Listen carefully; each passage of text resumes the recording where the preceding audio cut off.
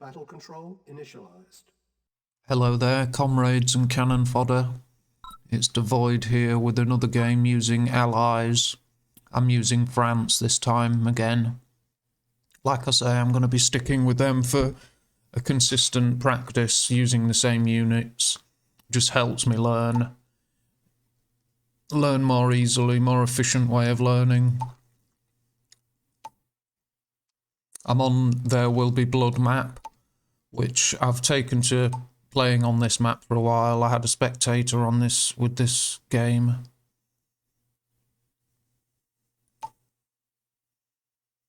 It's possible. I wonder if they're going for a War Factory first build. With so few infantry, they may well be.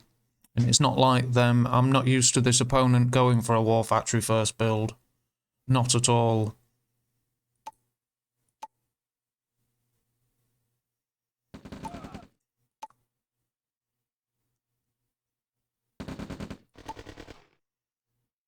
They caught out my rifles with their scout vehicle or APC. That was crushed 5 at once. That's 6 crushed. I had to rush my rockets to the front. Got him. It should have told me they'd gone War Factory first build. What they call War Factory first build, where you build a refinery, then instead of a second refinery, they build a War Factory, which is a good build.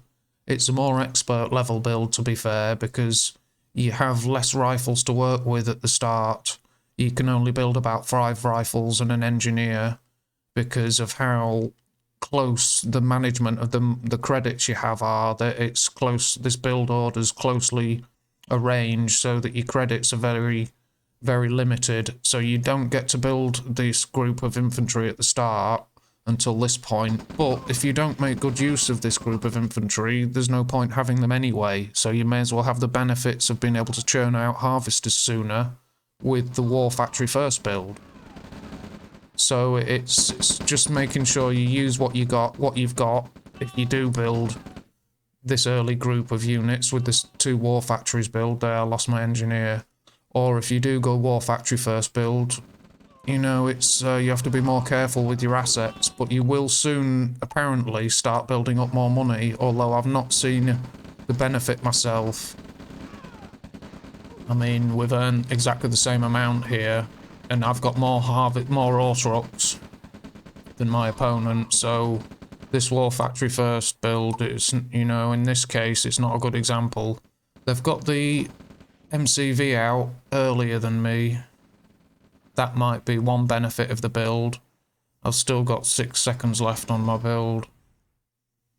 And they have also built other scout vehicles because of the ones I'd destroyed, so that may also have slowed down their build order. So it's possible at War Factory first, the benefits, it's supposed to be build more ore trucks and get cash sooner. But I've still earned more, so I'm sticking with the 2 refinery build. It's just like I say, you should make use of those units you build early. If you're going to build them, there's no point wasting them and having them sat around doing nothing. But protecting oil derricks, protecting oil derricks isn't a waste anyway. It's alright. And it's a simple basic build order, 2 refineries. And it covers all bases, basically. I've sent a small force around here.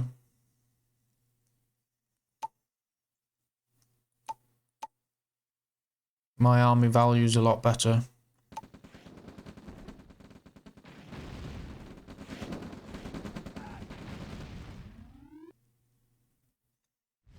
Got some aggressive expansion to try and cover the oil derricks in the centre, because I destroyed there too. Once I lost my engineer, I got rid of theirs. So if they secure this position, they get the ore, they get my oil derricks, and a central position in the map.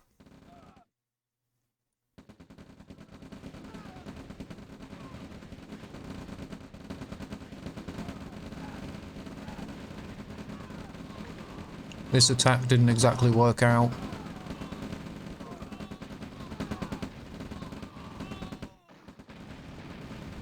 Oh dear, I can't believe I didn't even destroy those 2 tanks. That was terrible. Yeah, that was a terrible engagement. I really wasted my units there. It was supposed to be a distraction, hit and run, while I pressed here, but it was just a mess. But yeah, my opponent, with them securing this, they're using an engineer to capture. I think he's gonna... yeah, I've gone for the power plants with my tanks. Yeah, he's falling back with his engineer. Tesla coil.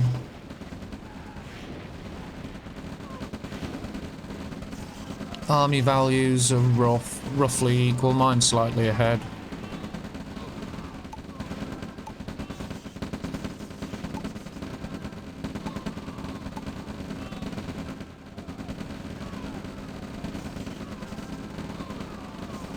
I'm pushing it here because I'm fighting amongst the enemy structures.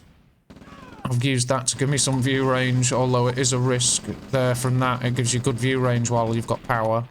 But it's a risk putting your radar dome so close to the front line, but I thought I had the advantage, definitely.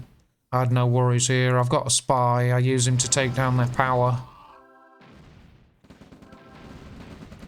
Put him in the power plant. Now their production's slowed.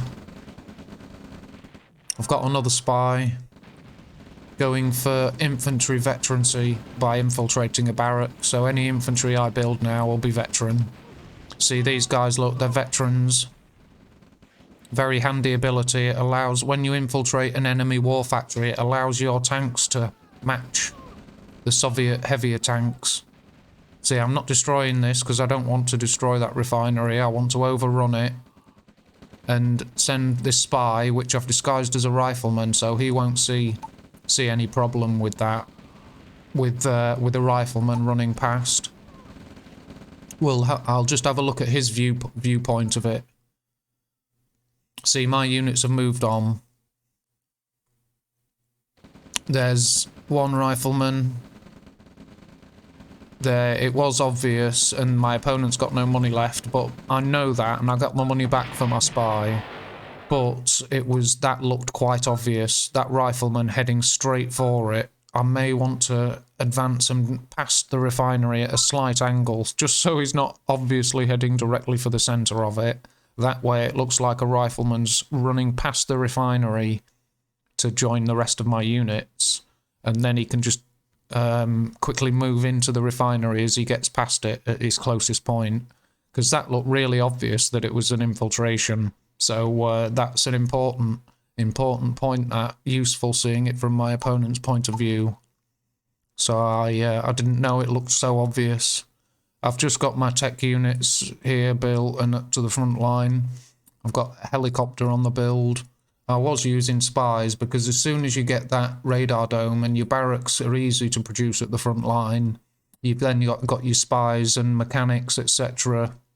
Mechanics come with service depots, but you've got your spies and units like that right on the front line. For Soviets, it's thieves, but as soon as you've got your radar dome, with you having your MCVs with your frontline units, it's easy to immediately have those specialist units like spies and thieves. You immediately get them at the front line when you build your radar dome.